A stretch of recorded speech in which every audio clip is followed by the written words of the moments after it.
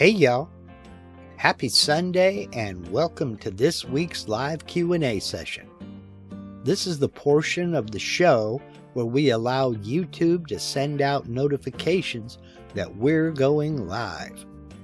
If you're watching this live Q&A on replay, please scrub ahead until this graphic disappears and the actual show begins. If you're watching live and you have any comments or questions, please go ahead and put them in the live chat. But for now, grab a beverage, sit back, and relax while the countdown timer does its thing. Then we'll get started.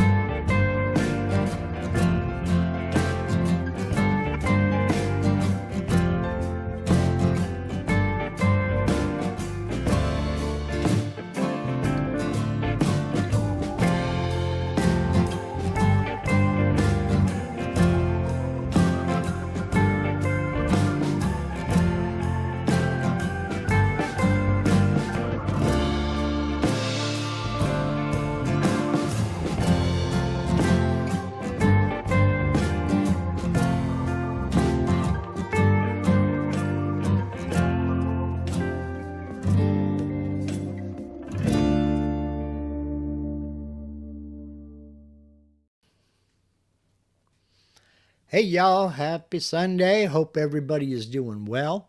Hope you and yours are just cruising through the weekend and having a good, satisfying day. I hope you also got some shop time in this weekend. Wish I could say I could. It is on the radar, however. Tapering down off the medications, I feel better already. I'm telling you what, I cannot wait. About all I've done is keep the 3D printer hopping and doing all kinds of good stuff. Anyway, today is going to be, I'm going to get back into some essential skills. Now, my channel members, we did something about this a few weeks back, and I know you're probably tired of me harping on things like this. But again, these are essential skills that if you aren't practicing, you're missing out. You're avoiding the inevitable, basically, is what I'm saying. It's best to get into it, and it's best to learn it and master it. And it's really not all that difficult, but it is something that needs practice.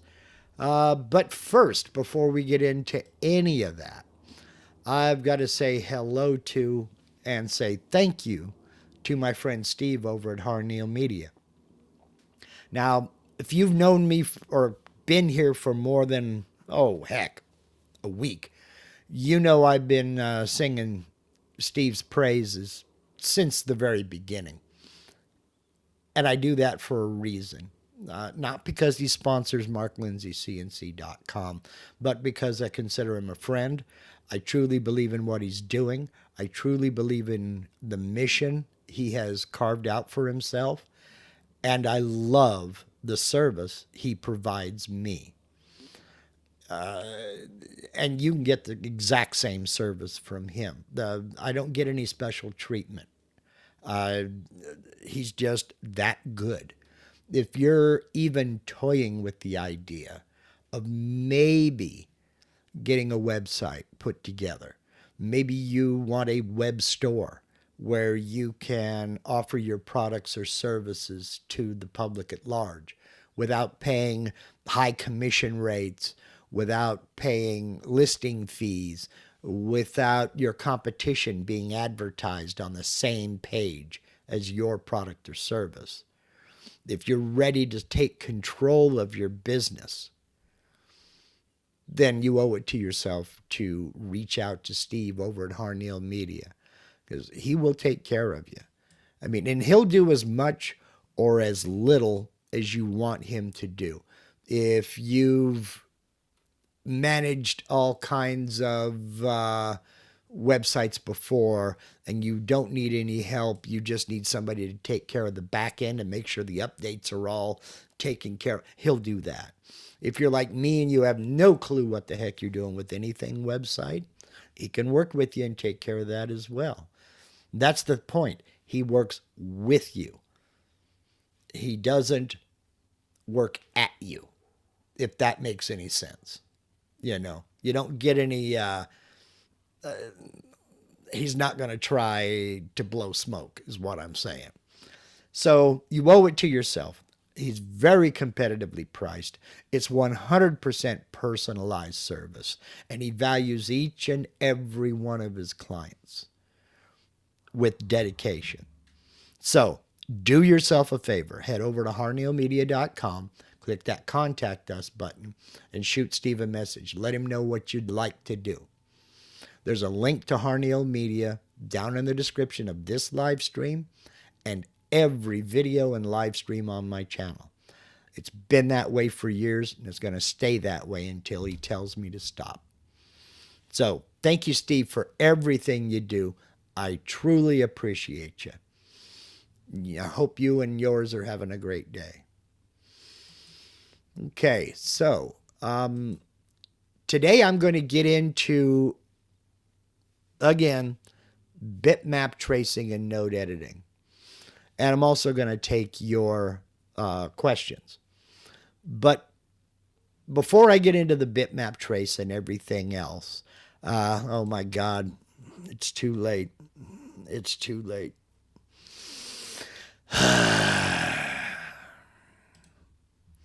Anyway, uh, don't encourage her. Anyway, before I get into that, we had a question from 8 Center at the very beginning, of course, just before my broadcast software started keeping track. So I can't put it up on screen. But 8 Center has a question. He says, is it possible to get dimensions to show on screen so that if you rescale something, the dimensions change on the fly, live as it were, like locking onto nodes or something? Currently, no, is the answer to that. Currently, no. That has been requested several times. Send in a feature request and ask for it. You know how it is. The squeaky wheel gets the grease. So get that request in, and that make the subject line feature request, and then tell them what you want. The dynamic dimensioning. The more of us who do that, the more likely they are to not only work on it, but get it into an update. So I don't know if that's being worked on now. They keep updates and new features kind of held closely to their chests, and you find out about it when it comes out. Now, that brings about the next question. When is the newest version coming out? Version 13, basically. You know as much as I do. That's all I'll say. Yes, I'm a beta tester, but they don't share that kind of information with us. Here recently, they've been going about one updated version per year, roughly. But they have gone a few years. I mean, the delay between version 8.0 and 8.5 was about 2.5 years. So that's not unprecedented. So just know that version 13 may be a year down the road. It may be next week. But I can tell you they have not even started a beta forum or sent us the first beta version of version 13 yet. So it could be any time. Is the dynamic dimensioning going to be part of that? I have no clue. I really don't know. The only people that know what's coming are Vectric, and they ain't talking. So, all right. Bitmap tracing and node editing. Let's get back into it.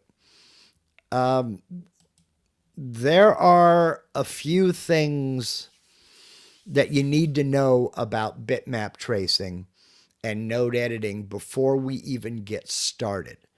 And I talk about these two so often because they go hand in hand. You are rarely going to get a bitmap trace that is perfect. I'm not saying it can't happen, but I'm saying that it's not common. You are going to need to get into node editing to be able to, quote unquote, clean up any kind of a bitmap trace. So I have a project over here, and I'm using VCarve Pro. I have a project over here that is technically a scroll saw pattern, but it is a good example of an easy bitmap trace. And the reason I say easy is because it's basically two colors. It's black and it's white. And that's all there is to it.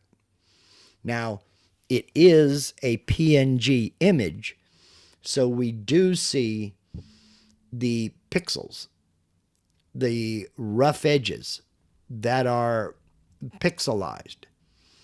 But there are ways we can smooth that out. There are ways we can get that taken care of. The first thing to understand about bitmap tracing is what it's trying to do is give you a closed vector for V-carving. Remember, it's called V-Carve Pro for a reason.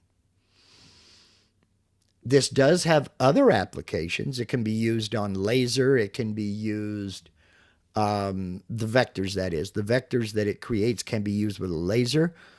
If you have a spire, it can also be used to create a 3D model. There are a lot of different applications for this. If you're into 3D printing, that can be used with something like Tinkercad or FreeCAD to create a 3D relief that you can 3D print or even bring back in and carve. Now, Eighth Center has a good question here when we're talking about bitmap tracing. What are the benefits of DXF, AI, PNG? I really don't get those. The different file formats are basically from different programs and serve different purposes. For instance, DXF is a line drawing. They are digital vectors. They should be ready to work with VCarve or Aspire.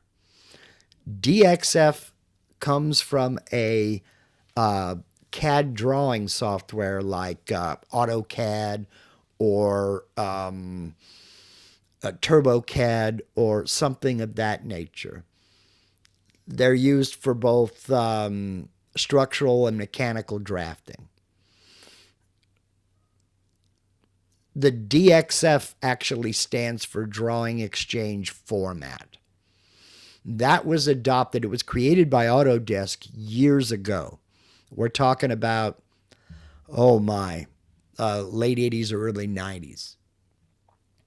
As a way for people who had newer versions of AutoCAD or older versions of AutoCAD, they could share drawings without having compatibility issues. So DXF would pixelate if enlarged. No.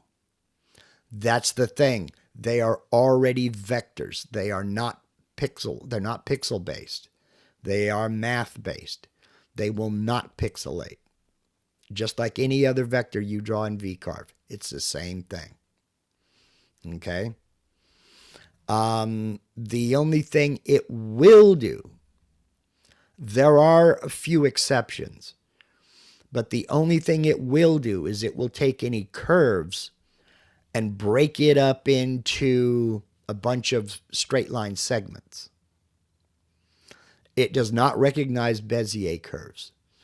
It will recognize some arcs, but not all.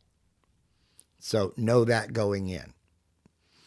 AI is a image format used by Adobe Illustrator and Adobe Photoshop. They are layered drawings that are easier to convert into vectors. You can do line drawings and export them as an AI file format, and it will be able to be imported into VCarve. PNG is a portable image file used mainly for photographs, but not always. PNG can have separate layers in them, and PNG can have transparent backgrounds, where a JPEG cannot have a transparent background. So they're different things entirely. If you want to import vectors and you have a chance to get DXF files, that's your way to do it. In fact, let me go ahead and we'll do File, Import Vectors. And we'll look at the different vector formats it will import. Drawing files, it'll go for DXF, DWG, EPS, AI, PDF, SKP, and SVG files. All right. These are for bitmaps, which are basically BMP, JPEG, GIF, or GIF, depending upon where you stand on that issue. TIFF files, PNG files, JPEG, WebP, things of that nature. Vectric files, and SketchUp files. Do know that not all SVG files are created equally. Also know that not all PDF files are created equally. If the PDF file contains vector drawings, it will import those vectors. It will also import all the text. But if the PDF is created to be an image snapshot, it's basically a JPEG, and you will have to do a bitmap trace because it will not read vectors. It will read an image. It just depends on how the PDF was made. And the same thing with an SVG file. And the reason for that is in a program like Inkscape, you can create an SVG of various lines. You can create your drawing, but those lines in Inkscape have weight. They have a width. They have a thickness. VCarve and Aspire will not read that. It will just read the vectors without giving any weight, thickness, or color information at all. So you end up with situations where you import a PNG, or excuse me, an SVG file into VCarve and it's just not usable. So just know that going in. Oz, you are the man, the myth, the legend. Thank you very much, sir. I don't know how great of a teacher I am. I know a lot about a little and a little about a lot. So thank you very much. I truly appreciate the super chat. Let's see. Does VCarve recognize imported layers in AI then? I do not know about AI because I don't use AI files. I don't have Adobe Illustrator or Photoshop. Best thing I can say is import an AI file, then come up into the layer manager. If you import a DXF file, for instance, you will almost always come up here into your layer manager and find layer 0. Layer 0 is used by DXF files that contains information like tables, the legend for the drawing, metadata, things of that nature, and which is data that is not needed or recognized by VCarve or Aspire. So almost always, if you look at this little icon right here, you can see there's a representation of a drawing in this icon. That means there's data on that layer. Let me add a new layer here, and we'll just call it layer 2. If you look at this icon, it looks blank. That means there's no data on that layer. It's just an empty layer. You can get rid of empty layers. There will be no issues. But that doesn't mean automatically delete layer 0. It just means look to make sure that there is no data in it before you do. And when that happens, if you see you've got empty layers, you just click over here and you can delete empty, and it'll take out any empty layers. So in a DXF file, it will recognize the layers, but I'm not sure about an AI file because I've never needed to use one. So, okay. As I was saying, VCarve and Aspire both, they look at a bitmap trace with the intention of creating closed vectors for VCarving. So what that means is, let's look at any black section here. Let's pick out a small one. Well, relatively small. It's not small at all now that I look at it. This area right here. It is going to trace all the way around this black color. If I look over here at these little pieces on the mirror, it's going to trace all the way around each one of these black colors here. It's not going to, in the case of this trim back here, it's not going to draw me a center line. It will not do that because that's not what this was designed for.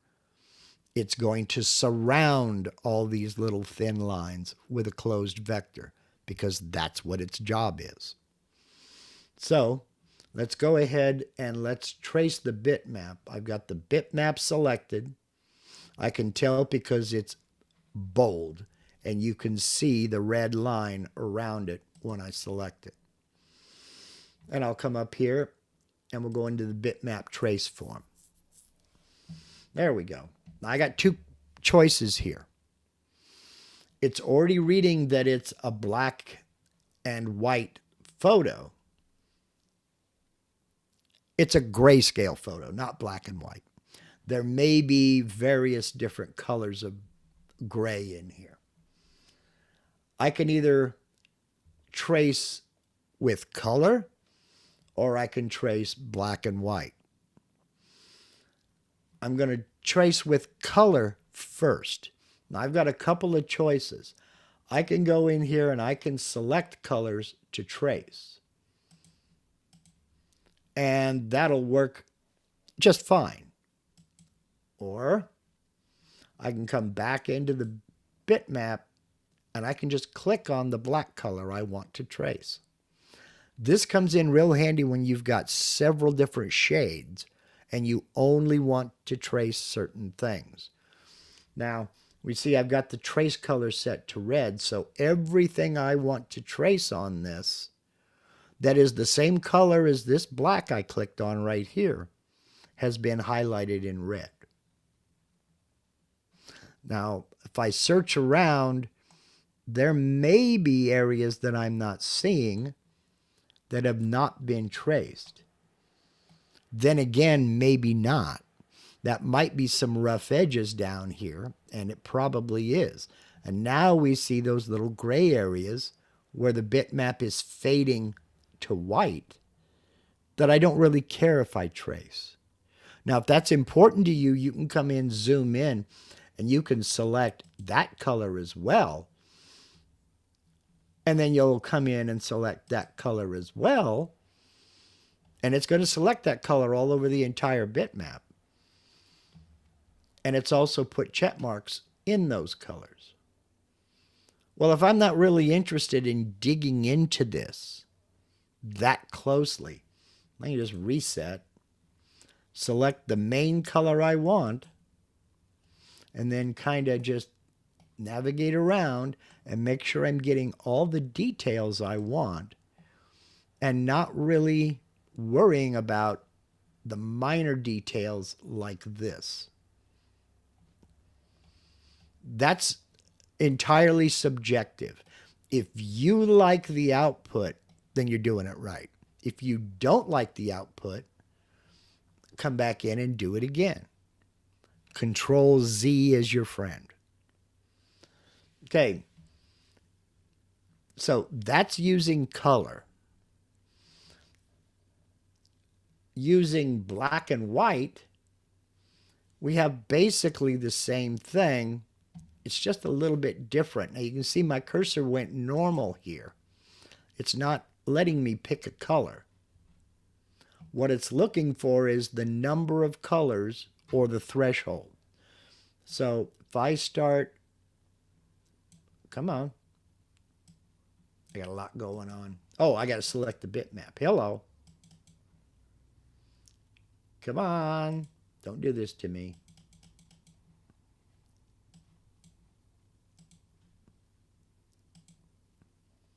Let me get out of it. All right, there we go. Now let's try it again. I got a lot going on this poor computer. All right, I've got my bitmap selected. Now, let me turn up. Come on, you can do it.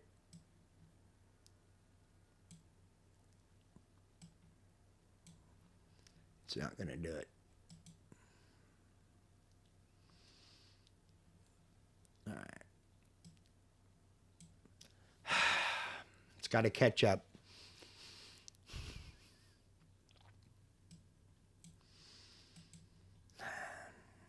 Come on. Yeah, there's too much going on. Yeah, my hamster needs a new wheel. Okay, there we go. Now it's letting me select it. Okay. Now, to find out what you've got traced, we'll come down here and we'll hit preview. And now we can see where it is tracing these colors. And we'll get into some of these adjustments here in just a minute. Now, it has surrounded each one of these parts, for instance, of this grill. Meaning that when we go to calculate toolpaths, it's going to carve this area out and leave this free of any carving at all. Everything white will not be carved. Okay? And we can kind of move around and see what we've got, make sure this is what we're looking for, make sure that we actually like what we're seeing. Now, we have little things like this. Now, if I zoom out to the whole vehicle, can we even see that? No. That's where the noise filter comes in. Okay? Right now, it's set to 1 pixel. Anything 1 pixel is going to be just forgotten. It's going to forget about it. It's not even going to try to trace it. Let me zoom on this. And we'll see what we get here. I'm going to bring it up to 5 pixels. Then I'm going to preview again. That's still being traced. Okay, that's fine. Let's bring it up to 10 pixels and preview again. It's still being traced. That surprises me. That really surprises me. But by using this noise filter, it will eliminate any small areas. And I'm surprised it still has that one. It will eliminate any small areas that just are too small to be even. Come on. Too small to even be seen when you're carving. Down here, yeah, I'm not seeing any. The guy that does these scroll saw patterns is pretty good, and he usually won't include any little things like that. That's usually an artifact from the image. Okay, now, we're going to look at corner fit. That is, how closely does this actually follow the contour? Now, if we get in here and we look, we can see there are areas, these white spaces between the vector and the black color here, or the dark gray color, where there's a gap. That's because I have a loose corner fit. It's not real important to me that this follow this precisely. For all these jagged edges here.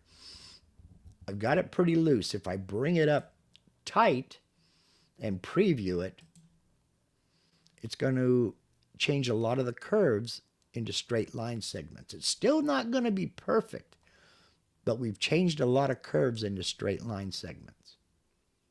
Whereas if I bring my corner fit down, there's a little bit more leeway in there. I've got more gentle curves and fewer line segments. Bitmap fading. Let me zoom back out here. Bitmap fading is how dark or light this bitmap shows through when we do the trace, and I can go in and check these vectors without being distracted by the bitmap. Now, the higher the number, the more fading is applied. The lower the number, the less fading is applied. So that's what these three will do. It's a noise filter, the bitmap fading, and the corner fit. If you're doing something pretty freeform like this, the corner fit can be loose. It's an artistic representation. If you're doing blueprints or something like that, then you want a tighter corner fit. So I see the question out here, can you invert the selection? The selection, no. What you can do is invert the photo. Let me come here. If I'm happy with this result, I'll click apply. If I'm not happy with this, if I want to, for instance, invert the colors, I'll just hit close, and I haven't traced the bitmap. What I can do now to invert this is I'll select the bitmap, and I'll come down here to the picture editor. Click on the picture editor, and one of the selections is invert. If I click invert, that's what it'll look like. So what that means is all of the black is going to be traced when I do the bitmap trace, if I want it to be. Now, another way you can effectively invert while in the bitmap trace, open up, all right, we're in black and white. I'm going to select, go into color. I'm going to select the white, and now we see it's selecting all of the white areas. Let me, nope, come on, I keep turning up the fading when I do that. Let me preview it. It's still doing the same, but it's tracing the white now. It looks the same, but it's not the same.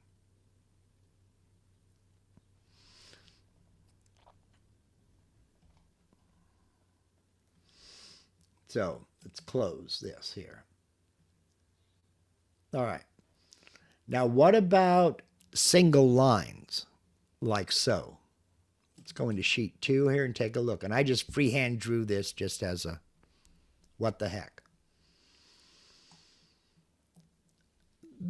I freehand drew this using this here. So there's no tracing involved. But if I imported an image that looked like this, can I get the bitmap trace to follow this line with just a single vector? The answer to that is no, you cannot. What it'll do is it's going to try to surround this with closed vectors. So there is no way to get it to just give me a center line drawing. What you're going to have to do is you're going to have to trace it manually using draw line, polyline, arc, or freehand drawing.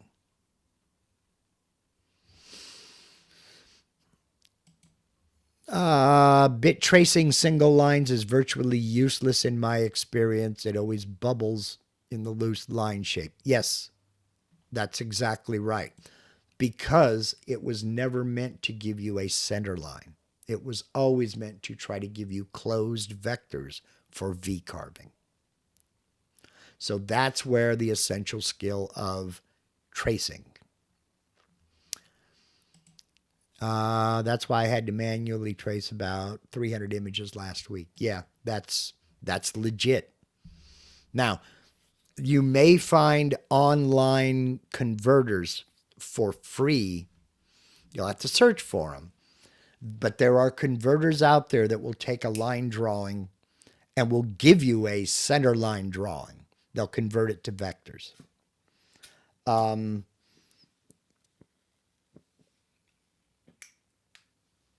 not sure.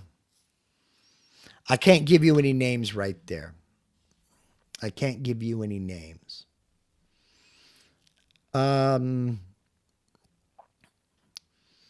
What if you use an offset? What are you offsetting? You have to offset vectors. If you're bringing an image of a single line like this, there's nothing to offset.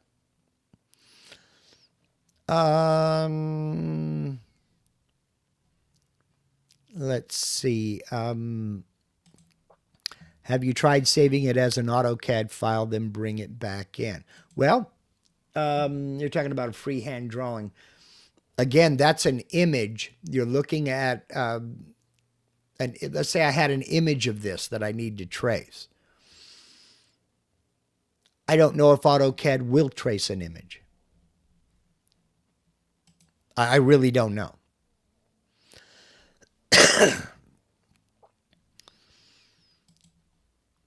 Doesn't VistaSculpt do that single line vector? Yes, it does. I'm trying to show all options here.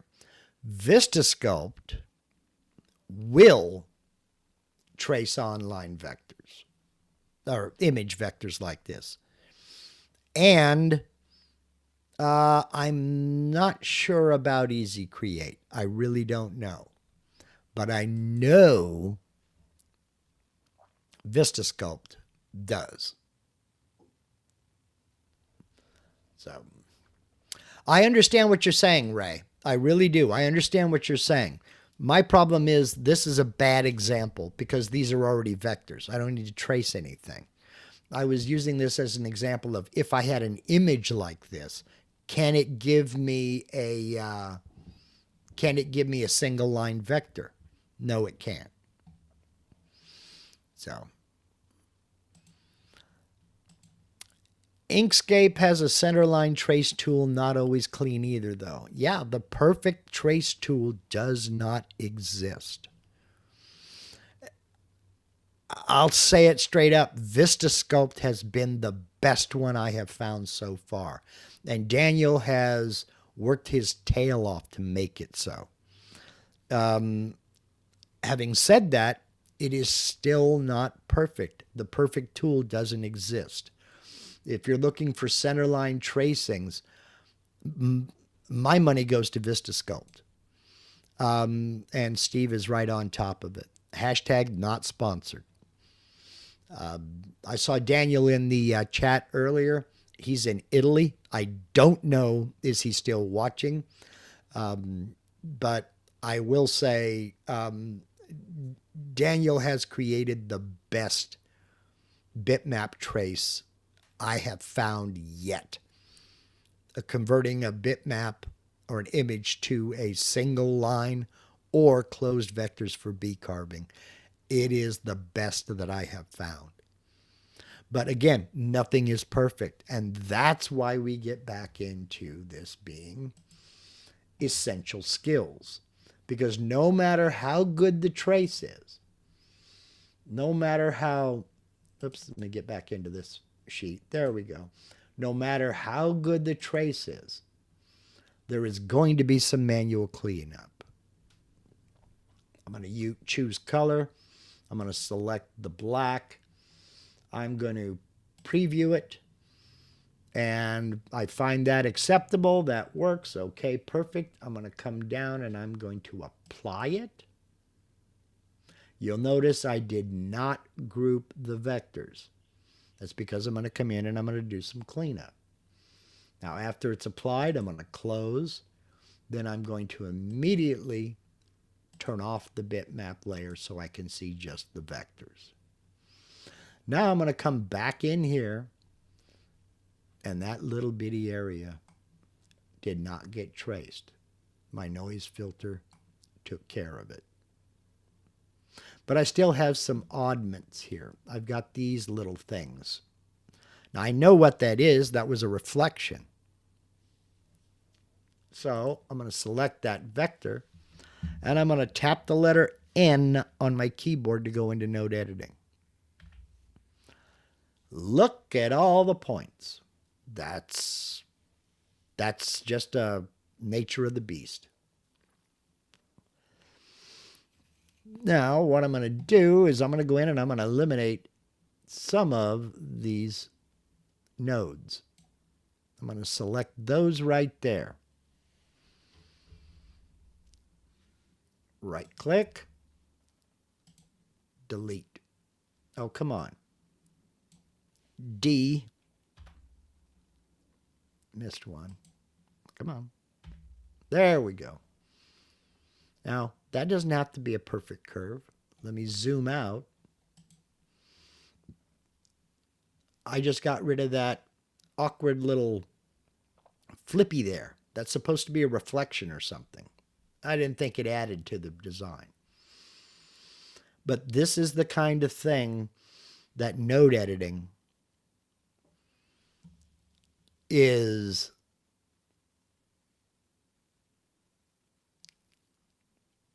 that's why I say it's an essential skill, because you're going to want to go in and clean up things like that. We've got another little tail here. We've got another little tail here. But let's zoom out and let's take a look at the overall project and remember what it's supposed to be. Because it's real easy to get down in here into the weeds and start playing with stuff like this. And let's say, do I really want that? Got to zoom in more. Let's right click and let's delete that point. Okay, did that really matter? Not really. Control Z. Because when you look in the great grand scheme of things, there's really not much there. You really can't even see it. Okay. So bitmap trace. Is it important? It is essential. Let's go right here. Here's where I got to be careful because it'd be real easy to delete some points that I don't want to delete. Tap the letter D on my keyboard. Gone. Now I can come over here and get these. Delete. Gone.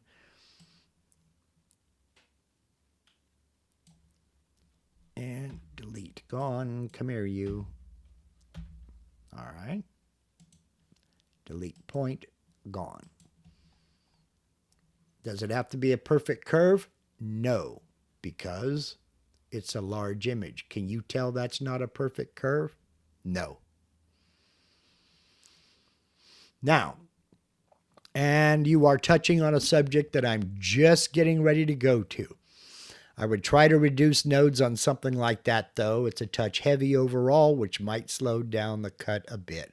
You are 100% correct, sir. And I was just getting ready to get into that point. I'm in node editing, and we're going to select the entire thing. Look at all the nodes. Look at all the points in this. You're also going to find this 8 center in DXF files because, again, it does not recognize curves. It's going to export every curve as a line segment, just like this bitmap trace did. Every one of these curves is a line segment. So, fortunately, yeah, yikes is the appropriate word. Now, why is this a problem? This is a problem because the software is going to have to do math to figure out how to go from node to node. Each one of these points is another calculation. And calculating any toolpath now is going to create a humongous toolpath. And when you go to save G-code, it's going to be enormous. That's why, let me tap the letter N to come out of node editing. Oh, I got to tap the letter N to come out of node editing. Hello. Come on. Time to give my hamster a treat so he'll keep that wheel spinning. Come on. You can see the hamster wheel cooking. Come on, you can do it. Come on, computer. Oh, man.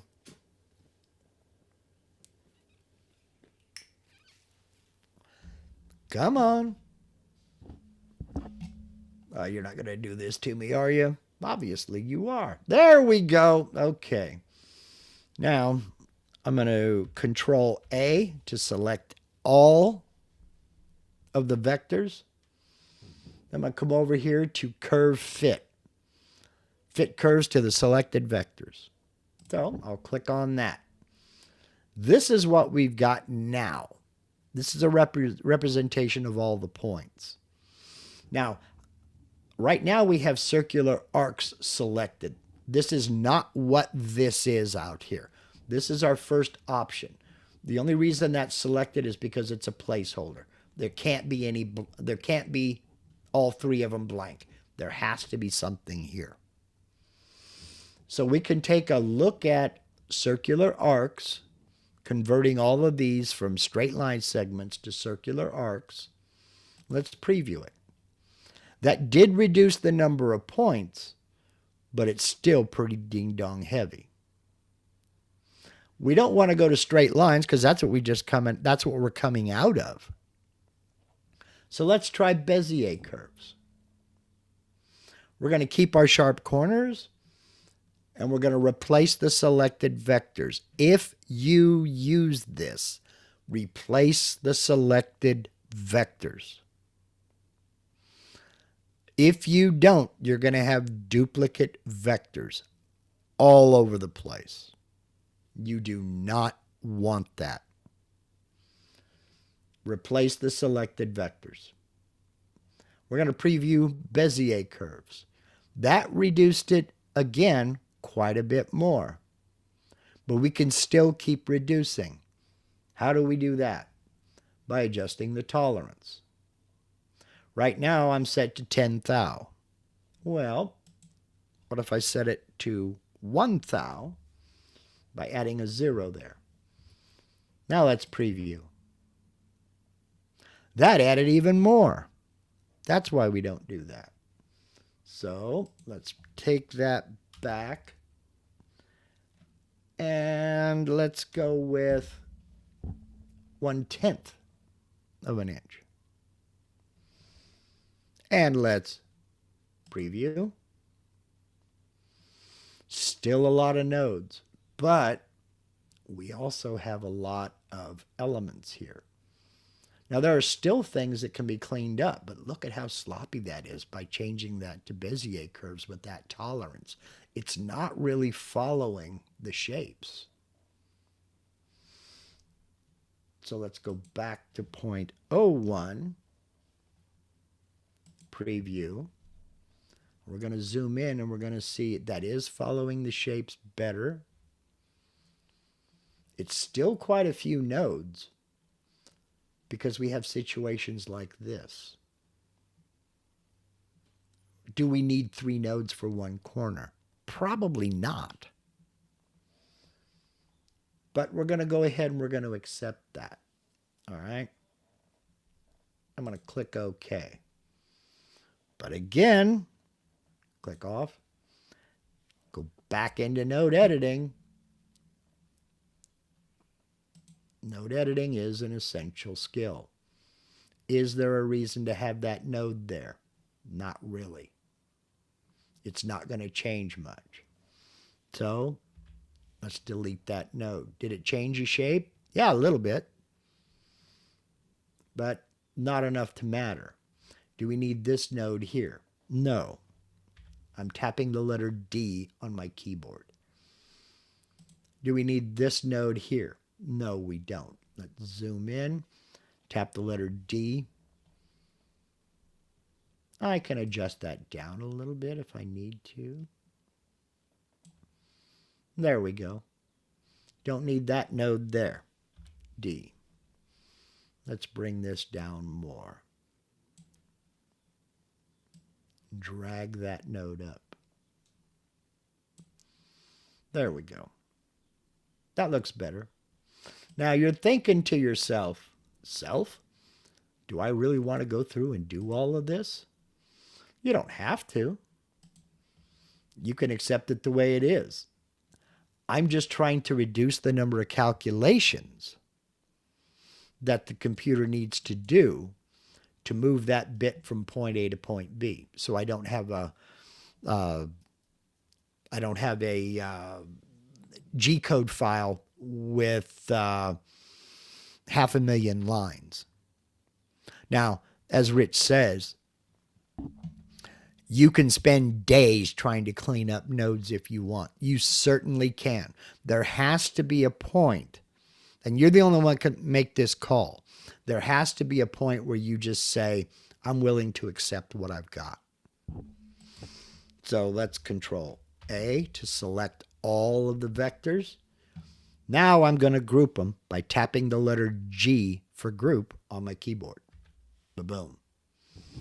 Now let's go over here. And again, this was done to be V-carved. So click on V-carve. I want to go to a flat depth of 0.1. My go-to bit is a 90-degree V-bit. I'm going to use a 1/8 inch end mill as a clearance tool. For my end mill, it doesn't really matter to me if it goes offset or raster. And there's no 3D model to project it onto. I'm just going to go ahead and click calculate. Now I'm going to change the toolpath colors to black so you can see them a little bit better.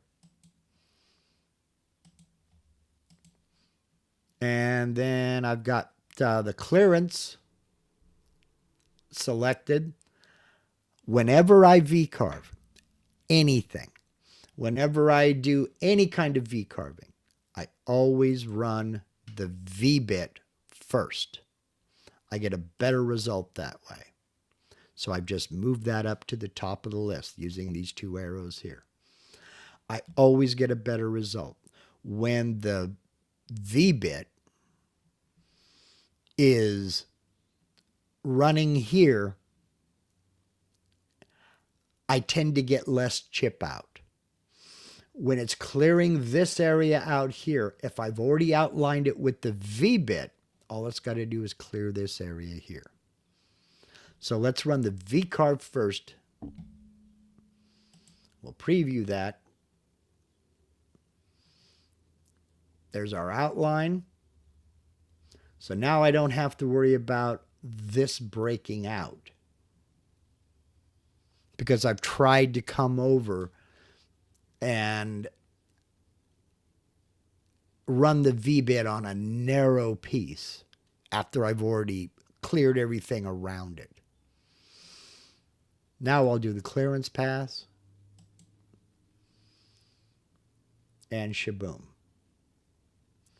And that's my finished project.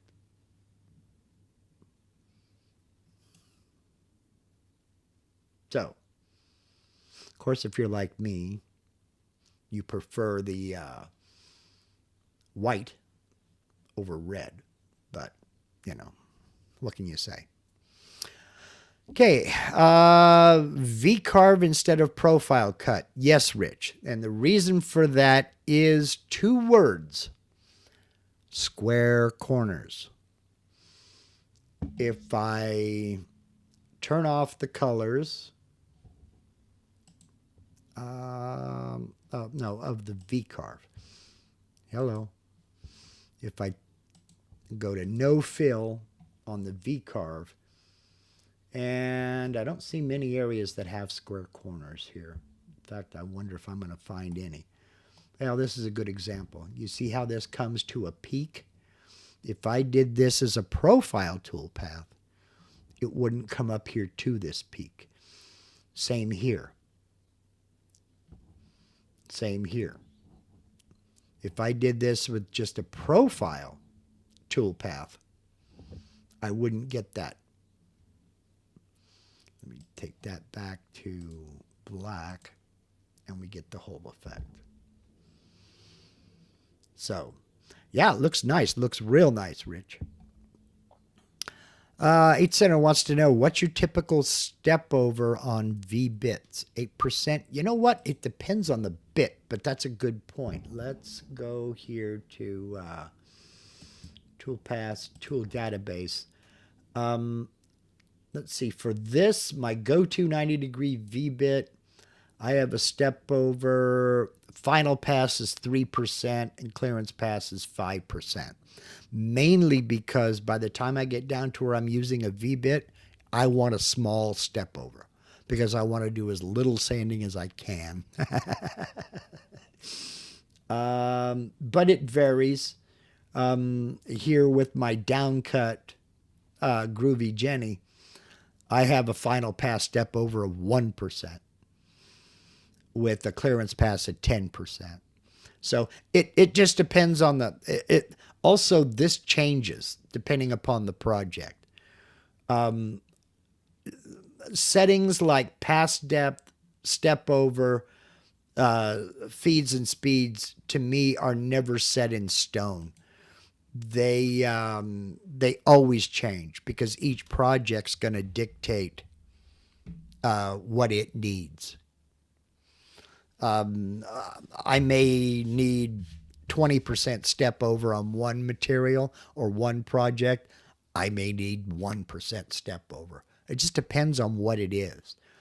If this, on something like this, where it's probably going to be hanging on the wall, I might not need that type of a step over. But if I'm doing, say, the lid of a jewelry box, I might want that 1% because it's going to be held in your hand and looked at close up. So, and I'm going to end up doing a lot more sanding on that too, by the way. So, yeah, the overall effect looks really nice. I got this, again, that's a scroll saw pattern. I would tell you where I got it from, but this one is no longer available. This was a part of a DVD set, an instructional DVD set that is no longer being offered, and it was an example image. So I can't refer you. I can tell you the person's name is, oh my God, I just lost his last name. I'm so sorry, Charles. Oh my God. Oh my God, I forgot his last name. Oh my God. This is embarrassing. I'll go find it and I'll put a link in a pinned comment. Oh man, he's going to hit me. Well, he can't hit me. He's in Texas. Charles Deering. Thank you. Oh my gosh, Steve, you're a lifesaver. I could not think of the word Deering to save my life. He's still going to get upset with me. I will get a link to his website. He's got a lot up there. Steve is on top of it again.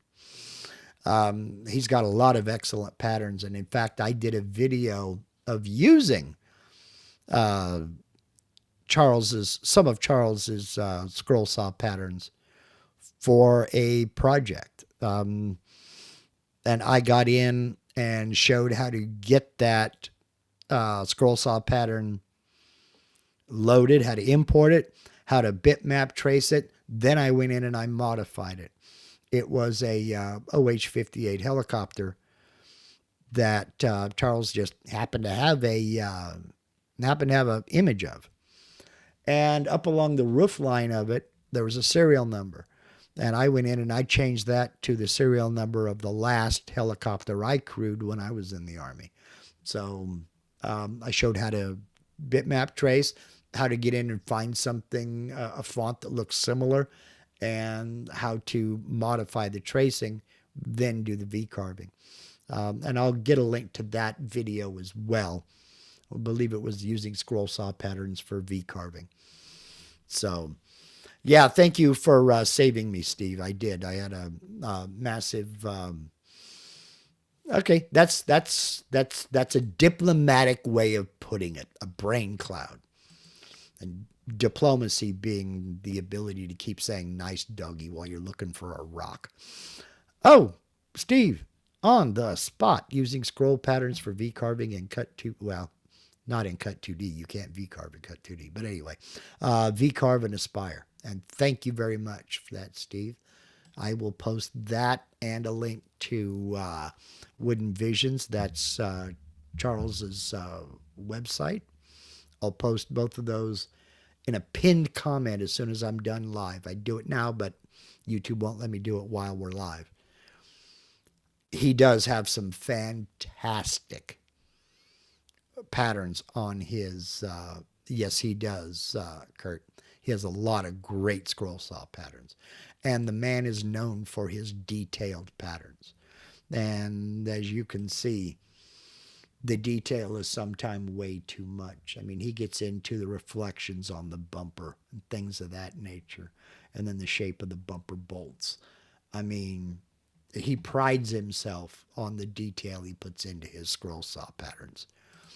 So, yes, I'm going to change the title, Steve. Yes, I didn't realize I'd put Cut 2D in there. You can't V-carve with Cut 2D. Oz says the late great Steve Good has many scroll saw patterns. Steve Good was an icon, still is an icon in the scroll saw community, and he is sorely missed for sure. But yes, he has a bunch of patterns. But if you just Google scroll saw patterns, you'll find more than you need. You'll find more than you want. You'll find more than you knew existed. And the genres are all over the place. Everything from fretwork for like gingerbread decorations up on your front porch and stuff like that. You will find stuff like that, tight filigree work, things of this nature, cars and trucks and action figures, Captain Marvel or Captain America or Batman or whatever. I mean, you'll find more than you even knew existed. So, on that note, also remember that fonts are scalable vector graphics. You can also use fonts for V-carvings. This is a little bit off topic, but not much. Let's jump back into it. Nope, spotlight mark. There we go. We're going to reset the preview. We're going to close that, deselect, go back over to the design tab and get into the 2D view. I'm going to come back over to sheet 2, double click it to select it, and I'm going to get rid of this vector right here. Delete. And I'm going to go here down to text. I showed this the other day on a members only, I believe. There's a thing called wingdings. Wingdings 2, wingdings 3. They're called dingbats. Wingding is Microsoft's name for these. Okay? These are called dingbats. If you go to, say, DaFont, you search for dingbats, you will find multitudes. They are scalable vector graphics. How do you find out what is what? How do you know what button to push to get whatever symbol, or even whatever symbol it is? You come down here to Start. Then we're going to scroll down my menu. I am using Windows 11. And I'm going to look at Character Map UWP. Click on Character Map. And here are my fonts. Here's a list over here of the fonts that I have. Let's go down here to Wingdings. And I'm going to scroll down. This is how many fonts I got. You probably have more. Webdings. These are all of the graphics that can be created with this font. Again, they are scalable vector graphics. And they all came with Windows. And all of these can be used in the text command in vcarve and Aspire. Let's look at Wingdings. See what we got. You need a pair of scissors, just a quick, simple graphic. You need thumbs up, thumbs down, peace sign. There they are. There they are. You need the astrology symbols for those of you who partake. There they are. Various little flourishes. Well, let's look at this one right here. Southeast pointing bud, they call it. Now, if we click on that, we get a preview of what it looks like here. Then we can come down here, and it's telling us the Unicode, or we got Alt 0153. Okay, that's all well and good, but we also have copy. So we'll copy it to the clipboard. We'll come back over to vcarve. And using Wingdings, we're going to paste it. Control V. It didn't paste. It didn't paste. Make me a liar. See if I care. All right. Let's Control Z. Go back. Which key do I hit? Double click the character. So Control X. I cut it. Let's go back here. Control V. Still didn't do it. You're making me a liar. You know, if I'm going to have a problem, I'm going to have it live. Control Z. Let's go back over here. Keystroke 0153. Alt 0153. Let's remember that. Come up here and I'm going to hold down the Alt key and tap in 0153. Then let go of the Alt key. There it is. That was what I needed. Okay. So I can close that now that it caused, that made me run around. I can click on that. Let's drag it closer to the center. It doesn't necessarily have to be in the center. No, so he puts it in the center anyway. And now, hold down Shift and I can enlarge it. And I don't get any of those stair-stepped edges because, again, it's a scalable vector. Let's put that up over here. Then I'm going to mirror it. Flip about Job Center, create a mirrored copy, flip horizontal. I'm going to undo that. Control Z. Let's make this. Let's go back to something a little bit smaller. There we go. Put that up here. There we go. Now I'll mirror it. Flip horizontal. Select both of them. Then flip vertical. So now I have one in each corner. Now I can add whatever I want. There are a truckload of symbols involved in all of these.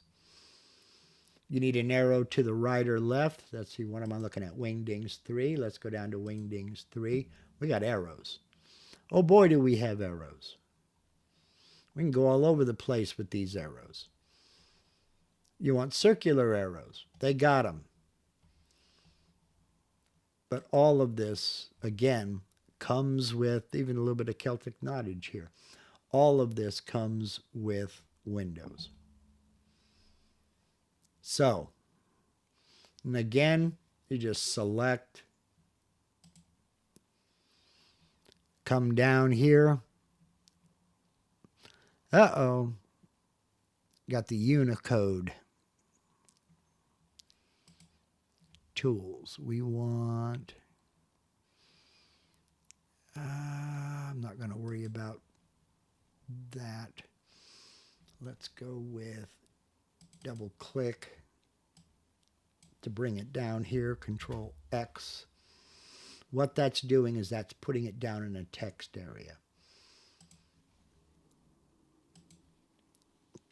Control V.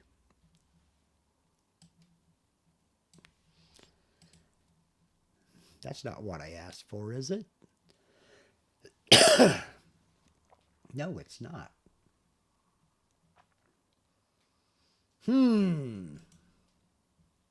Copy as text. Okay. Let's go back in here and Control Z. Control V. Nope, still not giving it to me. Am I in the right one? Webdings, Wingdings 3. Am I in the right one? No, no wonder. Well, there's your problem. Oh, Lord. Control Z. I should be in Wingdings 2. Control V. There we are. All right. Shift. And there's my handy hand. Close. And we'll center that. Thing to remember about this is this is meant to be a font. So with it this is a text object. So if we come over here to do curve fit and we preview it, that's what it will convert to. But also know that you're now changing it to vectors, and it will no longer be a text object. So go OK. And now they are vectors. It's no longer a text object. So if I select and go into my text tool, it deselects it. There's nothing there to be done. Close. I can Control Z, change it back into a text object, go up here, and now I can change that. I can edit it as text, should I want to. Just know that sometimes a person could get in trouble. Let me just put it to you that way. Because it's real easy to find dingbats that are copywritten and trademarked. Somebody out there has done just about every logo you can think of in a dingbat format, in a font. Some that can get you in trouble if you're not careful. Just because they made it and they're giving you license for commercial use for that font doesn't mean you own the copyright or the trademark. Okay? Be very careful. That's all I'll say about that. Having said that, you can find all kinds of artwork, and it's all scalable vector graphics. Your fonts are scalable vector graphics. So, enjoy. But again, you're going to want to know how to node edit. Let's take a look at this one right here. And again, it's a text object. You want to select it to curves? Let's do it. And let's take a look. Just because it's a font doesn't mean that it's perfect. This doesn't look too bad. I wouldn't really, this really isn't necessary to have these two here. Let's do curve fit. Let's see what we get. That's what it is now. Now let's preview that. That cleaned it up some, so I'll take that. That's okay. Now, when I select it and go into node editing, yeah, I don't have that second vector here. That cleared that up, simplified it a little bit. Now, it doesn't have to do, I'm not sharing. I'm not sharing. Okay, Control Z. Oops, come out of node editing. Control Z, Control Z. There we go. It's a text object again. Okay. So if I want to do a curve fit to it, set it to Bezier curves, preview,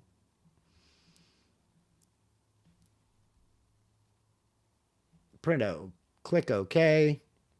I did it. It shouldn't have. Okay, that's a text object. It shouldn't allow me to change it. But it did. Okay. Well, anyway, normally, all right, let's try this one over here. Select this one. I'm going to try to convert it to Bezier curves, and it did it. Usually you get a warning that it won't do it unless you convert it to curves. Okay, that's fine. Anyway, node editing is still an essential skill.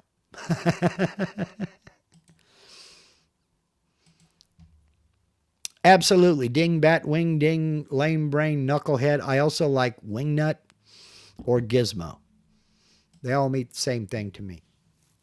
Anyhows. All right. That was more than anybody wanted to know.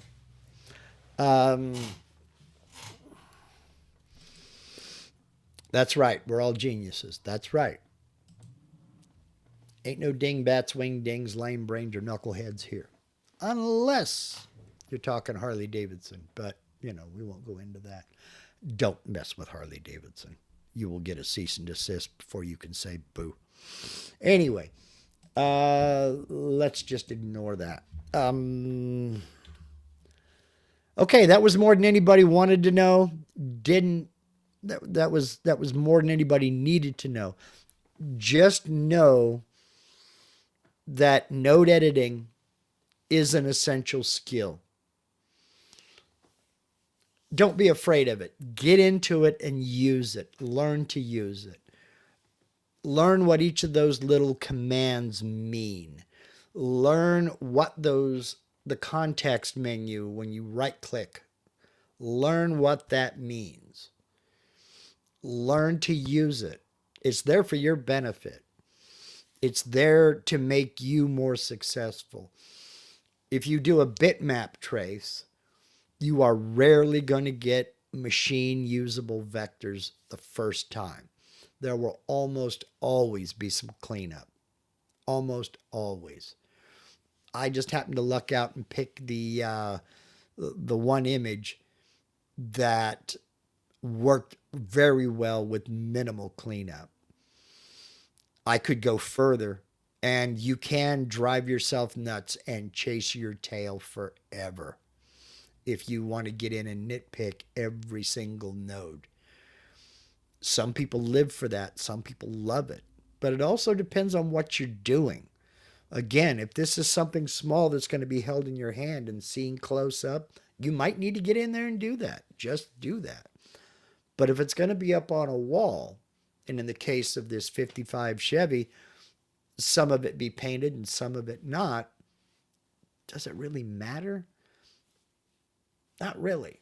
But it's all subjective. You might think it matters. So you do you. And that's the whole story here.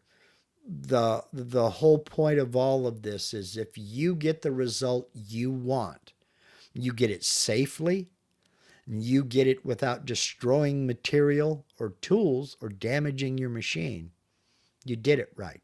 How you got there is less important than the fact that you did get there. They say that sometimes getting there is half the fun. What we lose sight of, what's real easy to lose sight of, is the fact that this is not about the journey. This is all about the destination. It's that final product. It's that thing that you're proud to hang on the wall, or the one you hide at the bottom of the burn pile. And how much time it's spent on the machine is meaningless if it's going in the burn pile. So, no, Ray, I am not back in the shop yet, other than to do a little bit of sanding here and there. I'm getting, the end of the tunnel is in sight, and the light is not another train. So I'm not there yet, but I'm getting closer. It's on the horizon. So I'm going to go ahead and wrap that up for this week. Wrap this up for this week. Wow. What am I going to do next Sunday? No clue. That's where you come in. Okay? That's where you come in. The comment section is bare usually in my live streams, and I understand people don't come back. Why would you? Come back and leave me a suggestion. Give me a show suggestion. If you follow me on Facebook, reply to any of my posts. Give me a show suggestion. What do you want to see? Is there something, is there something you want to take a deeper dive into? Is there something that you're sick and tired of seeing and you don't want to see that no more? Let me know. This has never been about me. It's always been about you. So I have no idea what I'm going to be doing next Sunday. On a related note, channel members. I have no idea what we're going to do tomorrow, but we're going to do it together. 5 p.m. Pacific, 8 p.m. Eastern. The members only live stream. We'll figure something out. We always do. But again, for you guys, I'd like to see you cover how you do tabs in two-sided projects. We can do that. We did 3D tabs last week. We'll do that tomorrow. Thank you. Appreciate it. Now that you're a channel member, Stubbs Mom, I can tell you that, again, the members only live stream tomorrow will be 5 p.m. Pacific, 8 p.m. Eastern. And you, let me do something real quick here. For new folks, let me see my channel here. Boink. And yeah, this is great. Whoop. Bring that over here. And oops, wrong one. There we go. Okay, we're on my channel. There's the videos. Come over here to the Posts tab. Click that Post tab, and I'm not going to scroll down because then everybody will see, and it's for members only. You will find a link to tomorrow's members only live stream there. So come to my YouTube channel, click on Posts, and there you go. You'll find we do a live stream every Monday evening. We do a Thursday 3D printing live stream. We do a Saturday members only BS session Zoom call where we get in and we talk about the life, the universe, and everything. Barbecue, inner tubing, water ski, whatever. I mean, it's just a bunch of folks hanging over the back fence with a glass of iced tea, having a good old time. So that's all part of the members only side. If you don't know what I'm talking about, or if you'd like to become a channel member, somewhere down below this video panel, you'll see the word join. Click that. That is a link. Click on that, and you're not joining anything. You're just getting information. A video is going to pop up and play is going to tell you all about channel membership. We've got a great group of people, and we'd love to have you join us. We can also get you hooked up on our super secret WhatsApp chat group. WhatsApp is not social media. WhatsApp is an encrypted, end-to-end encrypted texting, chatting application that can be done on your phone or on the desktop or laptop computer. So, we'd love to have everybody aboard. Let's see, what did Ellen said? Ellen said, I'm wondering if you can touch base on edit objects again, please, like overlap and intersecting, etc. Oh, yeah. Okay, sweet. Yeah. All right. Okay, yeah, we can take care of that. We can make it a catch-all like that. We'll get into adding tabs on two-sided projects, and we'll get into editing overlaps and intersections and things of that nature. And spoiler alert, Ellen, dovetails right in with node editing. Yeah. Most things do. All right. That's it for me. I've got some tri-tip steaks I got to get thrown on the grill for this afternoon. Going through the Rolodex in my brain, making sure I'm hitting every card. That's it. Channel members, I'll see you tomorrow. Folks who are not channel members, I will see you next Sunday. Thank you for spending part of your Sunday with us. Truly appreciate it.